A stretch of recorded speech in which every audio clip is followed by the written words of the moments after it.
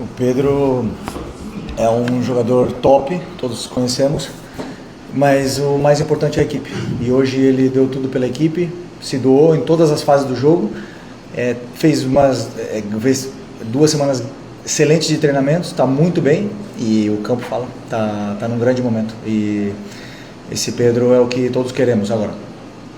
Quem mantém eles no campo são eles mesmos.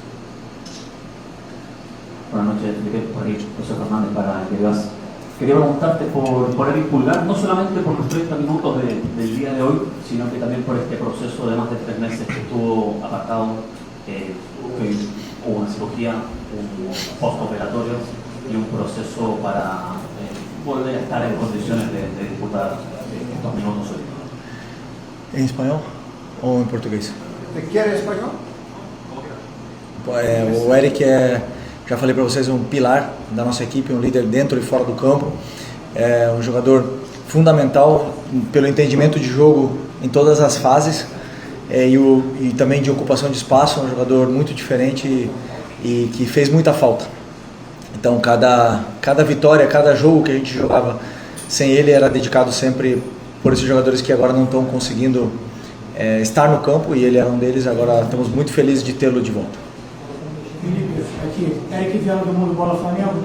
Eu estou te perguntando sobre o Pulgar, ele retorna hoje, e agora com uma concorrência um pouco maior, né? Antes ainda não tinha o Saúl, na Copa do Mundo, quando ele se lesiona, até já tinha o Jorginho, mas agora a concorrência aumenta, porque ele queria saber se você entende que todos esses jogadores, esse meio campo, eles podem jogar juntos. Você pensa em algum planejamento já, mudar algum posicionamento para ter esses jogadores juntos? Obrigado. Bom, já estou 1 ano aqui, você já deve me conhecer bem, né? Que vai muito em função do momento do jogador, do plano de jogo que eu preparo sobre o adversário, do que eu penso do que é melhor para a equipe. E vão ter momentos que vão jogar uns, vão jogar outros, vão ter momentos que vão jogar todos eles juntos, dependendo do que o jogo pede. E é assim que eu trabalho. Mas não só o Eric, porque hoje eu quero falar aqui do Everton, que é super criticado, e é da base. E vocês em geral, não vocês que estão aqui, em geral, pedem muito jogadores da base, mas quando entra no jogador da base e não vai bem, são os massacrados. E eu vejo o dia a dia dele, eu vejo que esse jogador se doa para o clube, não só para a equipe, para o clube.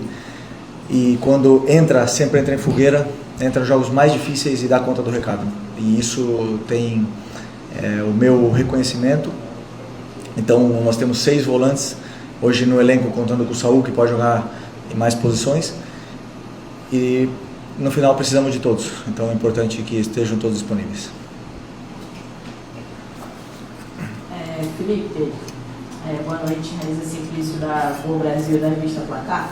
Na saída do campo, Pedro, em uma entrevista, ele disse que é importante o jogador ter sequência para desempenhar bem e entrar em um jogo e no outro não, às vezes acaba tirando a confiança e a sequência do jogador, né? E que ele espera que daqui para frente, né? Ele fala que ele quer estar em campo, ter sequência, ele espera que seja assim daqui para frente até o final da temporada.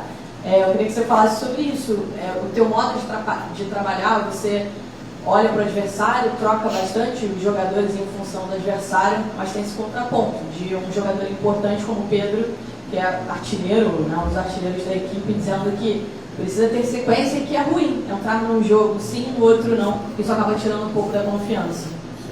Isso foi uma pergunta que foi feita aí, por isso ele respondeu isso. Sim, não tem problema nenhum.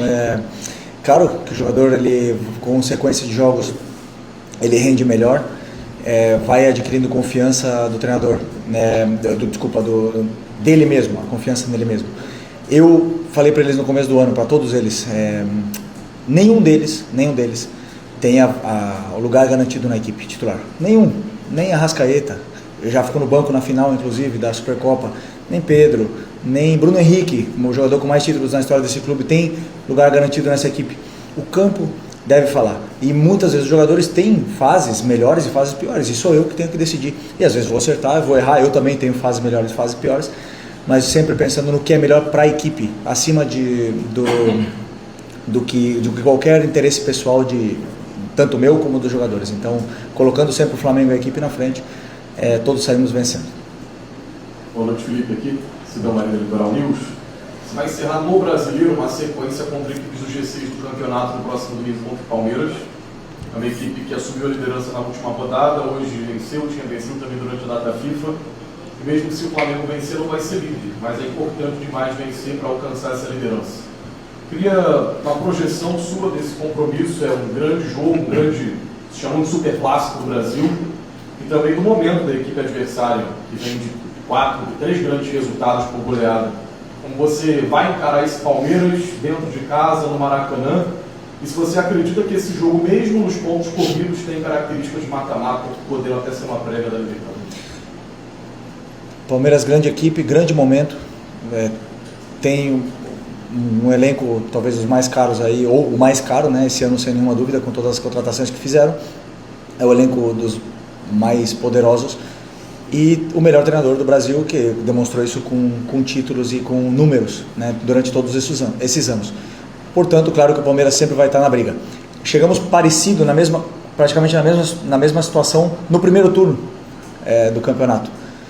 E por mais que tudo pode acontecer, o campeonato não vai ser definido nesse jogo. Temos exemplos de anos anteriores do próprio Botafogo.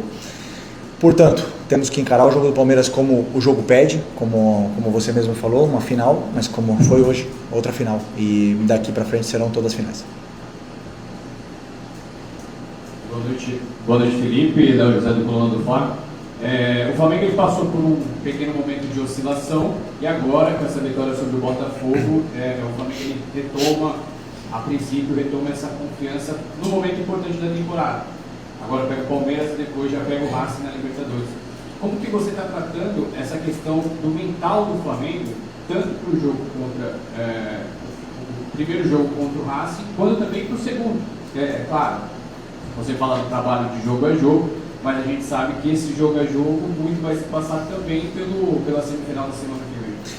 Bom, o mental, sempre que chega momentos de pressão, momentos importantes da temporada, todos os times tendem a se sentir impressionados, tendem a cometer mais erros, né? Como eu tenho jogadores muito experientes, jogadores que já foram campeões durante sua carreira e que continuam com ambição, eu espero poder afrontar esses jogos de muita pressão com a mesma calma e tranquilidade que viemos enfrentando todos os jogos agora. A única coisa que eu quero é que eles não mudem absolutamente nada do que eles vêm fazendo, que eles continuem jogando e não se deixem influenciar pelo que se fala, né? Porque muitas vezes o resultado pode ser que não seja positivo, você fala de oscilação de resultados, mas a gente tem que ser muito claro e sincero com o que estamos vendo dentro do campo, e isso que eu sempre tento passar para eles, né?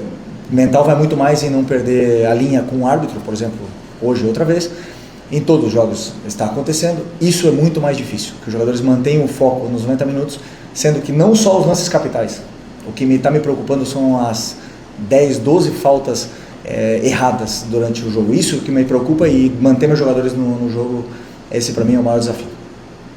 Felipe, aqui na frente, tudo bem? Boa noite. Gabriel Orff, canal Paparazzo do Mineiro e Revista Placar.